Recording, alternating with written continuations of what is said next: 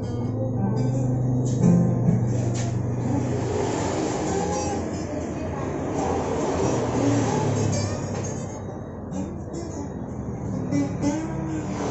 kita mulai lagi. Hari ini diskusinya tentang Facebook Marketplace.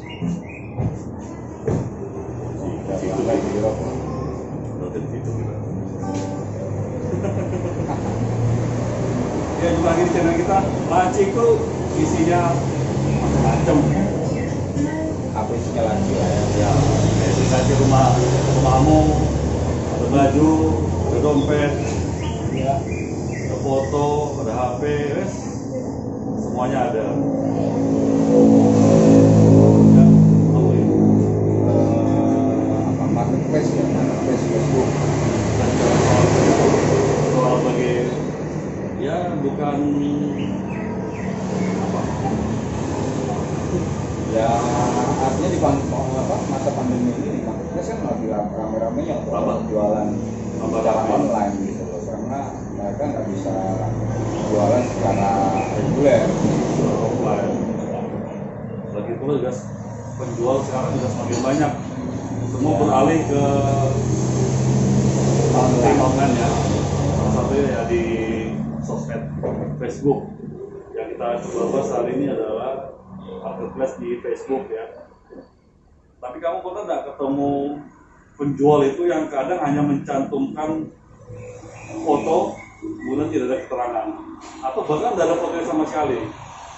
Itu gimana menurutmu itu? Ya, kalau menurut saya pribadi sih, apalagi sudah terposting ya, kalau terposting di lamannya Marketplace di Facebook atau di Marketplace berarti itu mereka dia nggak niat jual, Nggak ada jual ya? nggak niat jual. Atau kalau hanya di beranda doang, artinya di model seperti status, memang dia hanya ingin iseng supaya Facebooknya dibuka orang. Berarti pertama dari bawahi tidak niat jual, kedua pengen pansos, pengen rame aja, Rame. atau kemungkinan dia ini pihak ketiga. Bisa jadi, tapi yang jelas kalau kita sudah bilang dia ingin berjualan, kalau tidak ada mencantumkan foto, terus tidak ada mencantumkan kontaknya, kemudian kadang-kadang komennya terbatas, ya pasti posisinya dia nggak niat jual yang benar, artinya yang urgent. Biasanya kalau yang barang kan biasanya kalau di Facebook kan jualnya barang-barang khas, yang ingin jual uang dan lain-lain. Tapi kalau kayak gitu, pastinya dia mungkin ada niatan jual tapi tidak apa ya, istilahnya tidak urgent dia harus jual barang itu. Artinya laku ya syukur dan laku ya dipakai sendiri. Ya, Tapi memang kebanyakan para pengguna marketplace ya nggak kebanyakan sih, karena itu tadi hanya fotonya saja, lokasi tidak dicantumkan, harga di inbox kan. Repot ya. kadang juga ya itu saya bilang ada beberapa juga di Marketplace itu harga itu tidak dicantumkan. Kenapa sih tidak dicantumkan? Harusnya mengambil jualan ya harus dicantumkan, artinya ada proses nego dan lain-lain. Kalau masalah di inbox doang harganya berarti dia takut harganya dia takut rusak atau apa gimana gitu. Tapi yang namanya jualnya nggak perlu dong itu barang-barang dia kan, harusnya kalau dia cantumkan harga pada masalah Beda dengan harga sendiri lah. kecuali dia posting harganya memang biasa sih kalau inbox itu orang ketiga biasanya, karena dia menahan harga dari harga asli. Oh, berarti dia cari marginnya di situ ya. Dia cari mati keuntungan. Tapi minusnya kalau tidak mencantumkan harga kan akhirnya repot sendiri dia. Benar, Membalas satu satu ya, entah itu ada di WA Ya. dia jatuhkan WA-nya, Ya. atau dia sebenarnya kalau dia berjualan di Marketplace Facebook ya kan ada aplikasi messengernya kan. Harusnya ya kalau memang ada messengernya apa kebanyakan jadi kalau memang sudah messengernya aktif otomatis WA itu sebenarnya nggak perlu dicantumkan pada saat dia jualan. WA itu ada privasi dong, ada privasi kecuali memang dia menyatakan bahwa dia tidak terlalu aktif di Facebook, aktifnya dalam WA, oke silakan. Tapi yang jelas kalau memang dia niat untuk menjual ya aplikasi apapun dia harus aktif dong pada saat orang pembeli mau bertanya. Semestinya begitu sih, dalam etika tidak tertulis atau adab yang tidak tertulis dalam berjualan ya.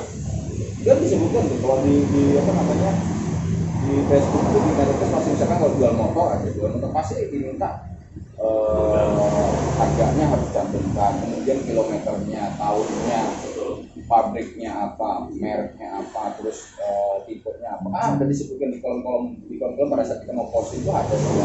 Nah, kalau itu sebenarnya itu sudah terisi dengan rapi, terus dia posting, pembeli pun enak, lebih mudah untuk menyeleksi produknya gitu loh. Menyeleksi produk-produk yang dijual di market itu mudah. Tapi kalau nggak ada itu, nggak diisi, cuma judul doang, akhirnya hanya orang-orang yang kepo-kepo doang aja yang buka-buka. Akhirnya tidak terjadi namanya transaksi, nggak ada komunikasi. Iya, sebenarnya itu tadi kita pakai PayPal juga orang juga malah bingung juga nih jualan apa sih. Karena juga ada yang jualan harganya 1, 2, 3, 4, 5, 6, 7 hanya menggugurkan kewajiban di marketplace. Itu ya repot juga sih. Harga 1, 2, 3 tadi ya tadi tidak mau mencantumkan harga aslinya, berarti dia juga masuk orang ketiga atau orang keempat, orang kelima dan seterusnya. Itu ya, kesimpulannya sementara seperti itu. Menarik sih ya. Sebenarnya kalau pengalaman gimana kamu jual di marketplace? Selama saya jualan, saya menjual barang saya melalui marketplace. Bahkan rekor saya belum ada 5 menit saya posting barang itu udah laku. Karena apa? Detail. Okay. Yang pada saat kita isi itu detail, alamat kita ada, barangnya ada, beberapa foto-foto dari depan belakang dan nama 350 semua, mereknya, tahunnya, terus kalau memang sepeda motor itu ada kilometernya, terus kondisinya, CR-nya misalkan ada rusak minus-minusnya. Kemarin saya jual motornya. Motor orang mau jual? Iya, motornya si saya. Tapi orang yang jual motor tahu motor tahu. Oh. Ini sama saya. Waktu posting sama saya. Saya asal jual motor orang. Enggak. Saya posting pas ada orang jadi 5 menit sudah laku. Sudah laku dalam artian tanda kutip ya. Artinya sudah ada orang telepon dalam 5 menit itu sudah ada orang telepon. Gimana barangnya kemarin? Siap ya? Silakan. Dan nggak nyampe setengah jam orang yang datang, bahkan yang datang ya bukan hanya nelpon. Iya. Ada 4 orang yang datang itu ke tempat kita untuk ngecek motor, tapi yang duluan nelpon itu lah yang kita prioritaskan. Betul. Dan orang pertama itulah langsung deal. Karena detail ya. Berjualan online sebenarnya gampang sekali. Yang penting yang kita jual itu ya deskripsinya harus jadi mempermudah juga sebagai pembeli, apalagi barang-barang kayak barang bekas, sepeda motor juga bukan hanya orang pribadi yang akan beli. Iya. Bahkan ada showroom yang datang beli juga untuk dijual kembali kan gitu. Nah, jadi kan harus detail. Betul ya. Jadi ya sama pengalaman saya juga kalau jualan marketplace saya nggak pernah itu sembunyikan harga segala macam, langsung kita kalau mau nego silahkan. Ya, jadi harga pasar kita negosiasi. Kemudian tadi betul deskripsi harus jelas, terutama sih soal harga. Karena apa? Itu karena itu akan terseleksi sendiri. Betul. Jadi tidak banyak orang nanya gitu loh. Kita juga nggak capek ya kan. Jadi pasar kita udah jelas. Yang nanya yang calon pembeli adalah orang yang memang budgetnya segitu. Ya kan? Ya tapi sebelum menjual kita juga harus tahu juga harga pasar. Ya. Artinya kita jangan sampai kita punya motor nih tahun sekian, pasarnya 2 juta misalkan, kita jualnya 3 juta kan orang udah males-malesan untuk buka.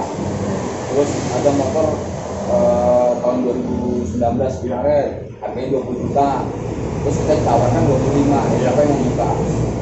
Atau kalau sudah di 20 juta kita turunkan di 19,5 kan masih wajar gitu loh.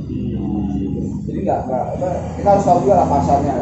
Di marketplace banyak kok untuk kita cari harga pasar banyak kok. Biasa gitu di kayak mungkin beralih ke tempat produk yang ada pakok-pakoknya seperti pakok video dan lain-lain. Itu kan harga dasarnya untuk di setiap area kan berbeda-beda. Jadi bisa tahu kita harga pasar. Kita lihat di situ dulu ya dari perbuatan perbandingan dari informasi harga pasaran seperti apa. Sekira-kiranya barang kita jual itu kita tidak Iya. juga, ya kita untung ya untuk karena barang bekas ya kita untungnya Iya. untuk pakai lah, betul. untuk pakai lah kalau kita mau jual lagi barang itu. Nah, beda lagi dengan barang baru. Nah, barang baru juga kadang-kadang juga tidak disebutin harga aslinya.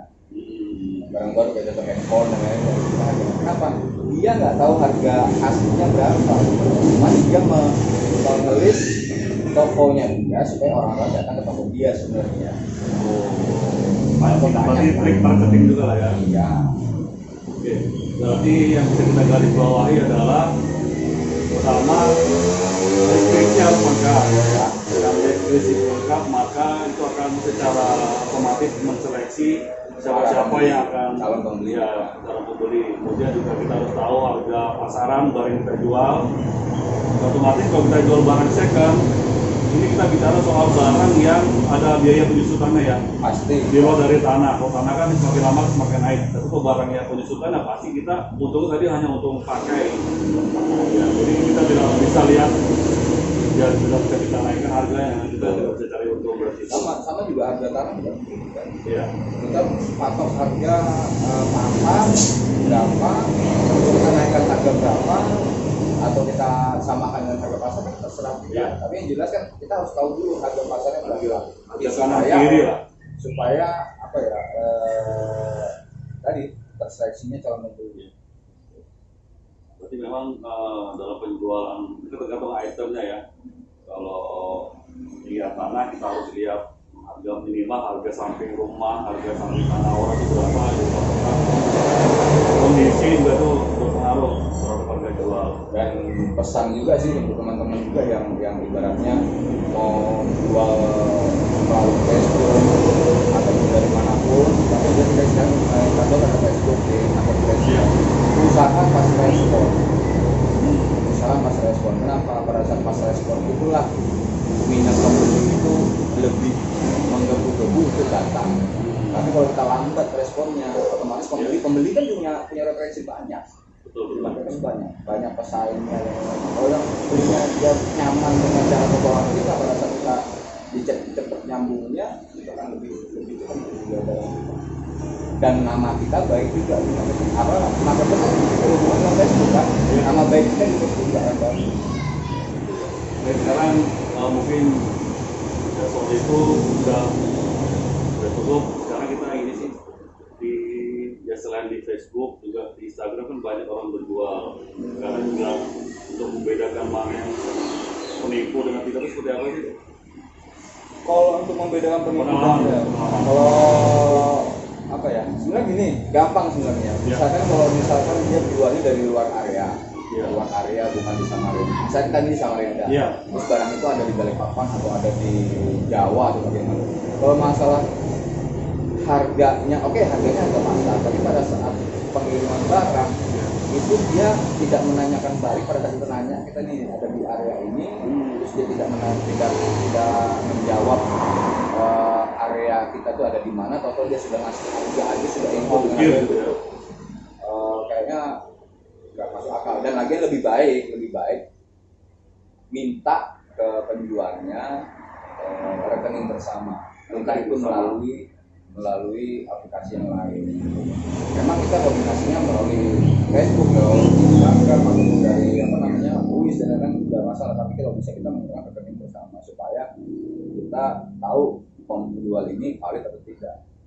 Soalnya kalau memang penjual itu, tapi kenapa sih kalau di Facebook itu kan tidak ada yang pakai rekbar ya, tapi ada juga yang bisa membuka dia kan jualan handphone dia memang dia pakai rekbar, bisa dibuatkan linknya di Shopee atau di Tokopedia, atau yang dibuatkan linknya seperti itu dengan harga yang dia deal tadi di posisi pada saat chat di sosial media tadi.